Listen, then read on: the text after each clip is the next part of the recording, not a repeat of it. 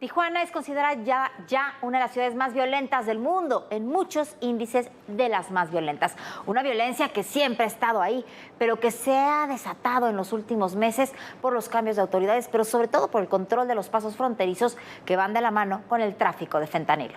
El fentanilo es lo que está simbrando Tijuana y existe una red de tráfico entre esa ciudad y San Diego, que es una de las más activas de entre México y los Estados Unidos. Ello siempre ha existido, las redes, el tráfico, el narcotráfico, el contrabando, el tráfico de personas, pero el fentanilo ha llevado a nuevos enfrentamientos, incluso con nuevas organizaciones criminales o organizaciones criminales recicladas, tratando de quedarse con ese mercado.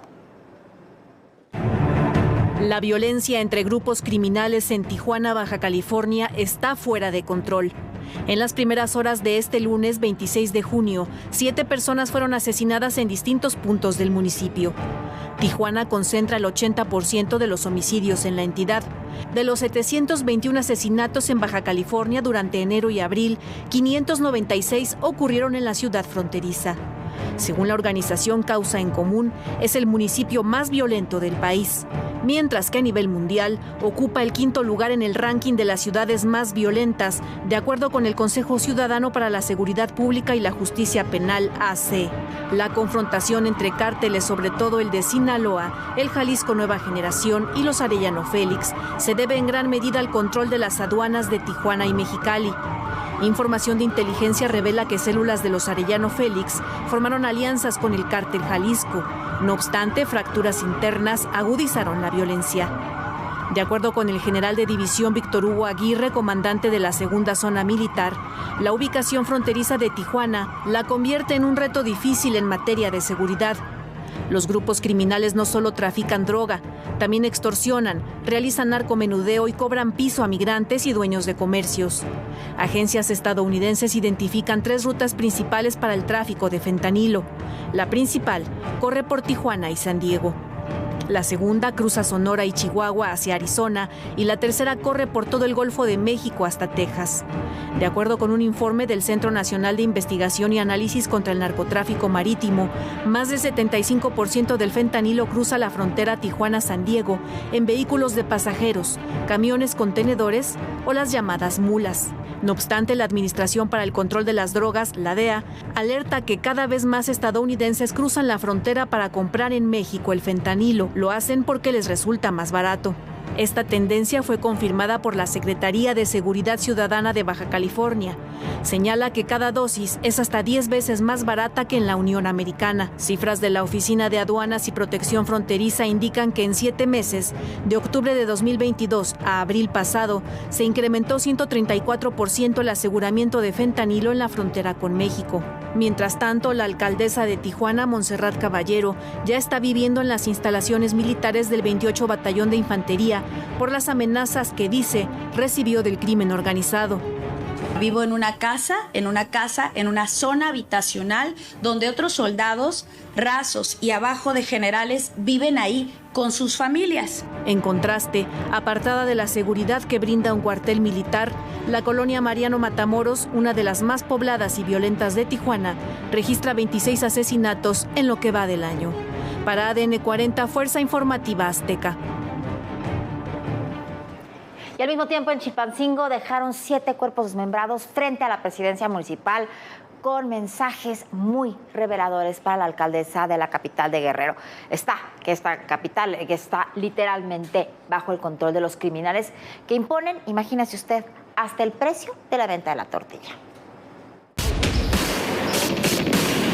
Son los restos humanos encontrados en Chilpancingo, Guerrero. Eran 5 hombres y 2 mujeres. La mañana del pasado sábado 24 de junio, una llamada alertó a las autoridades, por lo que acudieron a revisar la calle 16 de septiembre, frente a la plaza de San Mateo, a escasos metros del centro de Chilpancingo. Ahí encontraron los cuerpos dentro de la cajuela de una camioneta de lujo y 5 cabezas sobre el cofre, con un mensaje dirigido a la alcaldesa Norma Otilia Hernández, al síndico procurador André Marmolejo Valle Valle y haciendo referencia al grupo criminal Los Tlacos. La alcaldesa negó tener vínculos con el crimen organizado e hizo un llamado a las autoridades estatales y federales para brindar apoyo en el tema de seguridad. De acuerdo con los reportes, los restos encontrados pertenecían a integrantes de una familia que fue reportada como desaparecida desde el 10 de junio, cuando viajaron de la comunidad Palo Blanco hacia la capital de Guerrero. Se presume que eran integrantes de un grupo delictivo que operaba bajo las órdenes de Jesús Baltasar Moreno, alias El M, y otro sujeto apodado Chino o Bambi. El caso de esta familia fue notorio porque circularon videos en los que estas personas estaban detenidas, maniatadas y confesaban relaciones con el crimen organizado. Incluso se inculpaban por la muerte de Miguel Ángel Casarrubias, director del hospital de Quechultenango, así como del periodista Freddy Román. Los Tlacos son el grupo delictivo identificado como generador de violencia al centro norte y la montaña de Guerrero. El principal líder es identificado como Onésimo Marquina Chapa, el Necho, quien fue visto en una cabalgata en marzo pasado junto a un par de alcaldes de Guerrero. En agosto de 2022, los Tlacos fueron señalados de fijar los precios de productos de la canasta básica en municipios como Iguala y Chilpancingo. Colocaron cartulinas donde indicaban los precios del huevo y la tortilla, y quienes no respetaran las indicaciones serían asesinados. 5 meses antes hicieron lo mismo con el precio de la carne de res. Los ardillos son otro grupo delictivo que ocasiona violencia en Chilpancingo. Extorsionan, secuestran y asesinan. Por ello, desde el año pasado, al menos 50 establecimientos cerraron en forma indefinida en los mercados ubicados en distintos puntos de Chilpancingo. Según el informe del Secretariado Ejecutivo de Seguridad Pública y Protección Ciudadana, Chilpancingo está dentro de las 50 ciudades más inseguras del país, mientras que Guerrero es la ruta de siembra y traslado de droga, así como de prácticas caciquiles relacionadas con el crimen. Bueno, lo de Chilpancingo es, como en muchas otras ciudades del país, es gravísimo, pero particularmente en Chilpancingo. Yo no lo sé porque sinceramente no lo sé si la alcaldesa u otras autoridades municipales o estatales están relacionadas con el crimen organizado. Lo que sí sabemos, porque la información dura ahí está, es que los grupos criminales tienen un control creciente sobre estas ciudades. Como usted veía, hasta fijar el precio de la tortilla, de la carne, de los productos de la canasta básica.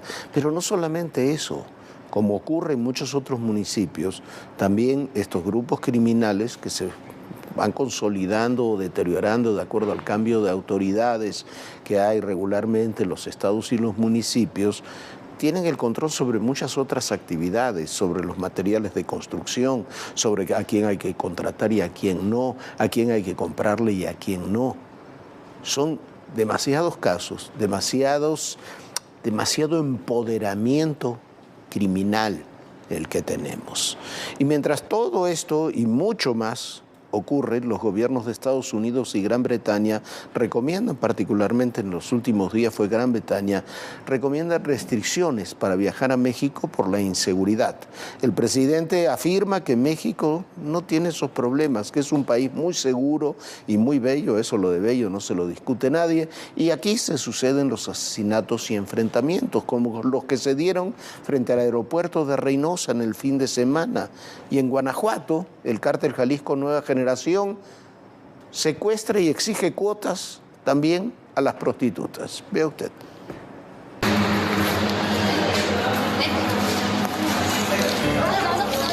El gobierno federal asegura que son pocos los sitios donde se registra violencia en el país. Esto luego de que Reino Unido emitió una alerta de viaje para 10 estados, donde consideran que se han incrementado los enfrentamientos entre grupos criminales. El presidente reaccionó. Están mal informados, tampoco les hacen mucho caso sus conciudadanos, porque está Cancún lleno, más de 700 vuelos diarios. No hay nada que temer en México, que estamos bajando la incidencia delictiva y son muy pocos los sitios donde hay violencia. La La diplomacia británica reconoció el trabajo del gobierno mexicano para proteger los principales destinos turísticos. Sin embargo, resaltó los enfrentamientos entre grupos criminales que se han registrado en estos lugares desde 2021. La mañana de este lunes 26 de junio, fueron localizados restos humanos dentro de bolsas negras entre los fraccionamientos Paseos del Mar y Paseo Nicté. En los últimos meses, la violencia relacionada con la venta de drogas se ha incrementado en Cancún. Incluso, las agresiones se han dado en la zona hotelera. Ante el aumento de homicidios y desapariciones, principalmente en el norte de Quintana Roo, tanto el fiscal general como el secretario de Seguridad Ciudadana renunciaron a su cargo. Mientras tanto, en Guerrero, este fin de semana fue asesinado el jefe de escoltas y chofer de la presidenta municipal de Juan R. Escudero, Diana Costilla. El ataque ocurrió en la colonia San José, en el lugar conocido como El Canal, municipio de Tierra Colorada. Sí, hombre, chinga.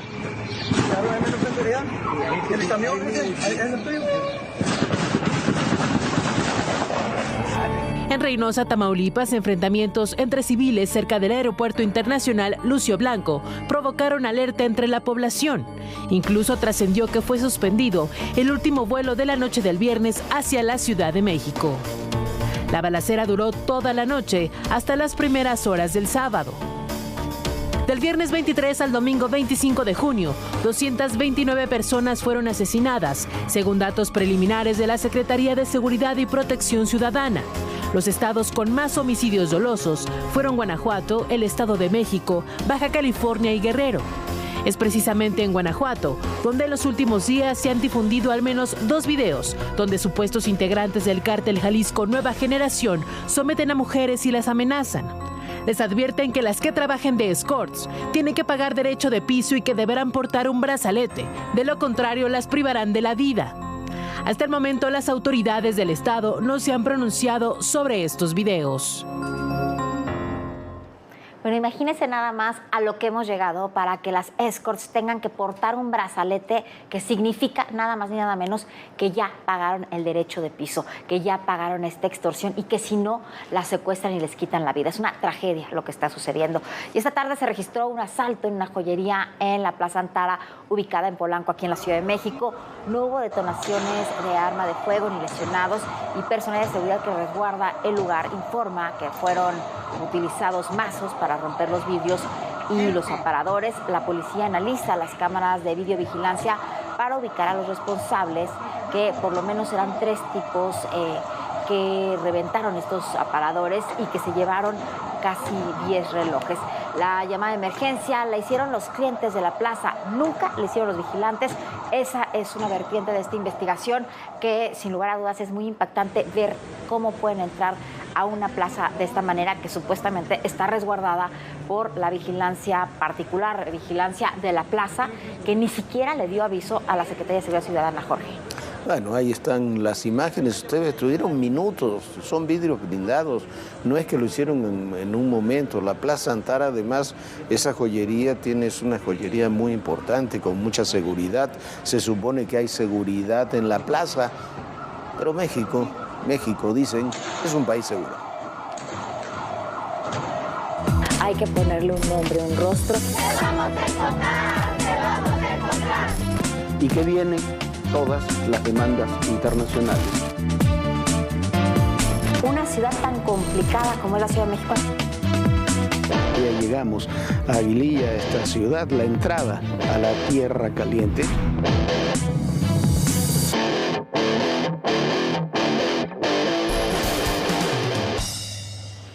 Y este lunes dictaron auto de formal prisión a los 8 militares detenidos por la desaparición forzada en relación al caso Ayotzinapa. Así lo informó el subsecretario de Gobernación, Alejandro Encinas, quien señaló que la determinación fue del Juzgado Segundo de los Procesos Penales Federales, ubicado en Toluca. Bueno, ahí está. Esto es un desastre. No hay una sola prueba, un solo elemento nuevo para detener a estos 8 militares. Lo tiene además una jueza que es de reciente nombramiento, es uno de sus primeros casos ahí en este juzgado de Toluca, pero bueno, son casualidades seguramente. Por el mismo caso de Ayotzinapa, elementos de la Fiscalía General de la República detuvieron a Gualberto Ramírez Gutiérrez, ex titular de la Unidad Antisecuestros de la ex Subprocuraduría Especializada en Delincuencia Organizada, la CIEDO, de la antigua PGR. Es señalado por desaparición forzada, tortura y coalición de servidores públicos, pero mire usted, puede ser que haya hecho cualquier cosa este hombre, yo no lo sé, pero lo de la desaparición forzada no estaban, ni siquiera habían tomado el caso en la PGR hasta una semana después, pero así está el caso Ayotzinapa, los sicarios en libertad, funcionarios y militares a la cárcel.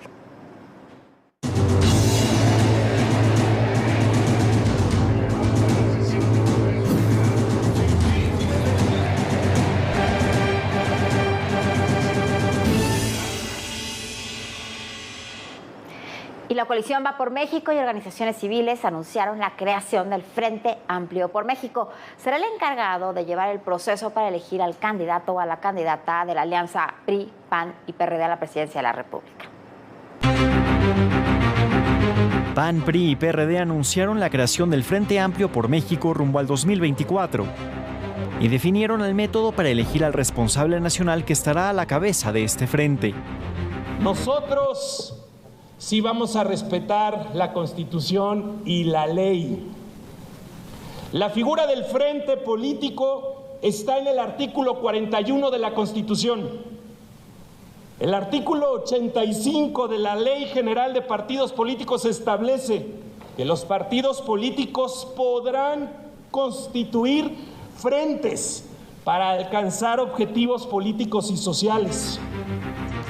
El método de selección tendrá 3 etapas. La primera comenzará el 4 de julio. Los aspirantes deberán juntar 150,000 firmas y registrarse en una plataforma electrónica. En la segunda etapa se realizará un foro donde podrán discutir su visión sobre el país y se harán estudios de opinión pública para elegir a los 3 mejores perfiles.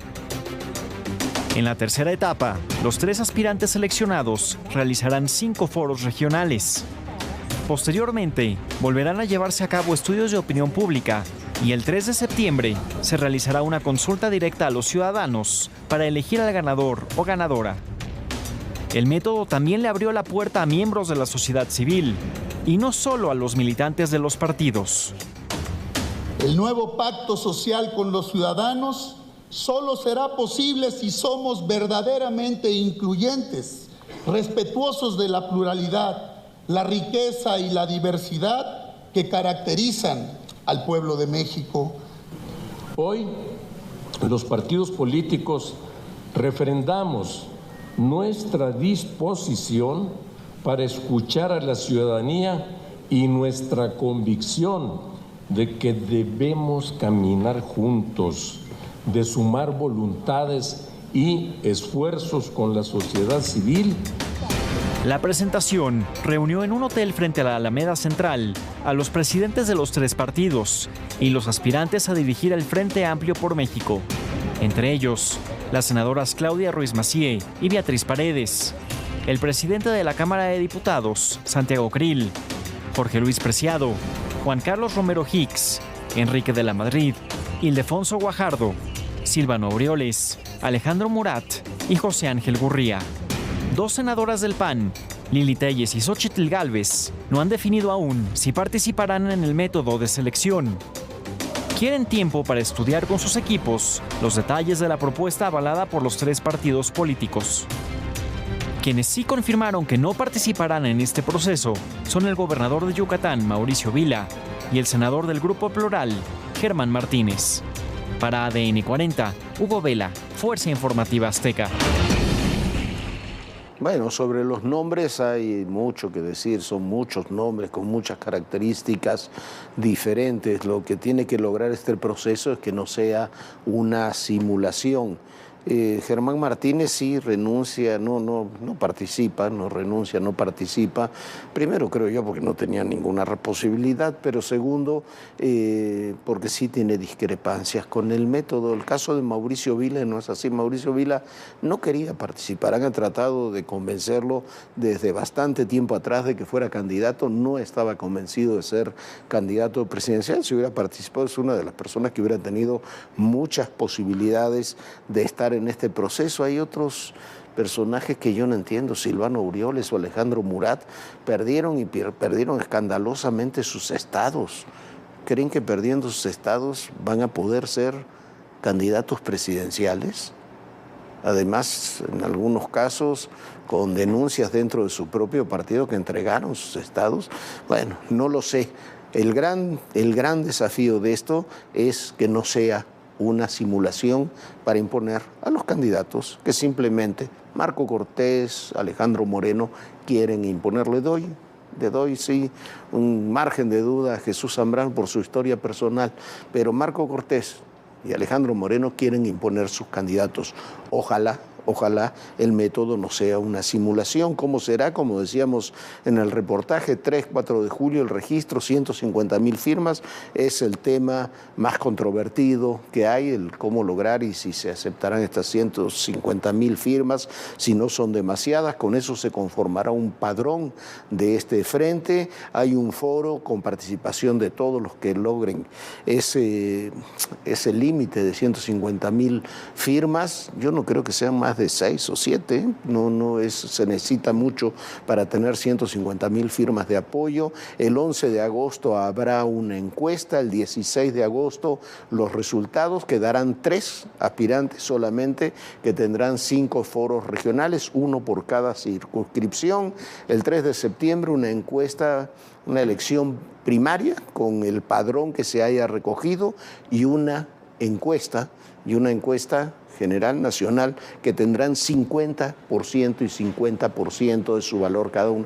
El método a mí no me parece que está mal, me parece que es complejo, pero no veo demasiadas salidas. Me parece que tiene un punto a favor, que son los debates, que eso obligará a debatir también a los aspirantes de Morena, y un punto que no es menor, provocó tantas reacciones hoy eso en Morena, del propio presidente y de los aspirantes de Morena, que por lo menos algo les deben haber visto a este esquema como para tener que reaccionar en forma tan marcada, ¿no? Bueno, Jorge, lo que sucedió fue que se adelantaron a los tiempos que está proponiendo el Ejecutivo Federal con todo su movimiento y con esta búsqueda de los aspirantes de Morena y sus aliados rumbo a buscar la candidatura precisamente para el 2024. Y así estuvo el día de hoy, así estuvieron las actividades de los aspirantes a la defensa de la Cuarta Transformación, y esto es lo que ha pasado en estos días y estos recorridos. Los aspirantes a la coordinación de los comités de la defensa de la Cuarta Transformación continuaron sus recorridos por el país. En la Ciudad de México, Marcelo Ebrard hizo un balance de los viajes que ha realizado durante esta primera semana. Señaló que su movimiento es austero y no promueve el acarreo. Lo que decimos es simplemente que se haga valer lo que firmamos. Yo no le estoy pidiendo nada en lo particular, simplemente que lo que se dijo se cumpla. Es todo lo que vamos a plantear. Y para eso, señalar, este tipo de eventos, un solo evento cuesta lo que ustedes determinaron de monto. Entonces vamos a reportarlo porque hay una contradicción, ¿no? Adán Augusto López estuvo en Mazatlán, Sinaloa. Durante su asamblea informativa destacó que el recorrido que hace por el país es un trabajo que busca consolidar el movimiento creado y guiado por el presidente, como lo hizo al inicio. Con 3 S. Suena de nuestros zapatos, con el sudor de la frente y con saliva que después se convierte ya en el gobierno en realidades, en hechos. Así se construyó este movimiento, así nos lo enseñó Andrés Manuel López Obrador. Manuel Velasco estuvo en San Luis Potosí. Allá recordó que nuestro país pertenece al bloque de Norteamérica, mismo que representa el mercado más grande y poderoso del mundo. Esta tarde, el aspirante Ricardo Monreal realizó una asamblea informativa en el kiosco de San Andrés Totoloapan en la alcaldía Magdalena Contreras de la Ciudad de México. Ni Gerardo Fernández Noroña ni Claudia Sheinbaum reportaron actividades públicas.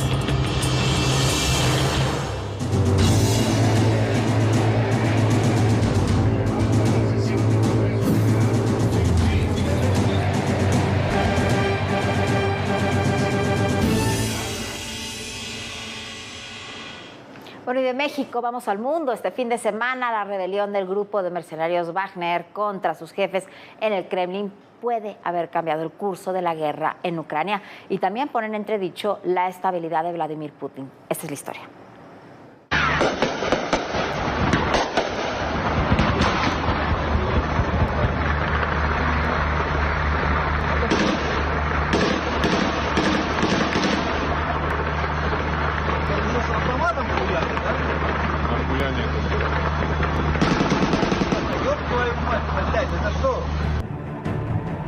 Fueron 2 días de un intento fallido de llegar a Moscú. El grupo de mercenarios conocido como Wagner, que peleaba para Vladimir Putin, cambió de bando por unos días e intentó atacar a las milicias rusas. Esto comenzó cuando el grupo Wagner, liderado por Yevgeny Prigozhin, recibió una serie de bombardeos que aseguraba venían desde Rusia, mientras atacaba un frente ucraniano, y que provocó la muerte de 30 mercenarios. Como parte del enojo, Wagner entró a la ciudad rusa de Rostov, un importante núcleo logístico para la guerra de Putin, pero desistió tras una serie de negociaciones. El grupo paramilitar regresó a su base, mientras su líder Yevgeny Prigozhin se trasladó a Bielorrusia y quedaron retirados los cargos penales contra él y sus combatientes. El grupo Wagner aseguró que el objetivo de la rebelión no era derrocar al gobierno de Rusia, que el propósito era evitar la desintegración de Wagner y llevar ante la justicia a quienes cometieron los errores durante la operación militar especial en Ucrania. Mientras que Putin envió un mensaje a los paramilitares a quienes agradeció por evitar el derramamiento de sangre. Esta rebelión mostró la debilidad rusa y lo peligroso que es pactar con mercenarios. El grupo Wagner ya había mostrado enojo con Putin al indicar que lo había dejado solo en la batalla y que ya no había arsenal suficiente. Prigozhin, de 62 años, ha sido conocido durante décadas como el chef de Putin, debido a los contratos de catering de su empresa en el Kremlin. Ambos nacieron y se criaron en San Petersburgo. El primer ministro ruso hizo un llamado a cerrar filas a favor del presidente Vladimir Putin. Dijo que este fin de semana el país enfrentó un desafío a su estabilidad, mientras que el presidente de Estados Unidos, Joe Biden, dijo que ni ese país ni sus aliados estuvieron involucrados en el intento de rebelión del grupo Wagner.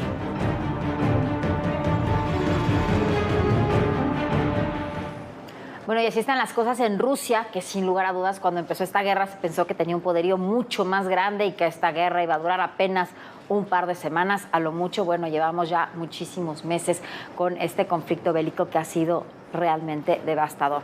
Y sin duda parece que no se va a resolver, aunque este tema de Wagner va a complicarle las cosas. Ya se ha dado cuenta Vladimir Putin que no tiene el control absoluto de absolutamente nada. Ya nos vamos. Muchísimas gracias por habernos acompañado. Por supuesto, mañana nos vemos aquí, 11 de la noche. Sueñe bonito. Bonita noche, Jorge. Bonita noche, Viviana. Y recuerde 2 cosas. Primero, las guerras civiles son las más crueles. Y los enfrentamientos internos en todos los ámbitos, en la guerra y en la política, son los más dolorosos. Y también que en el poder y en la política todo, pero absolutamente todo, es personal. Gracias.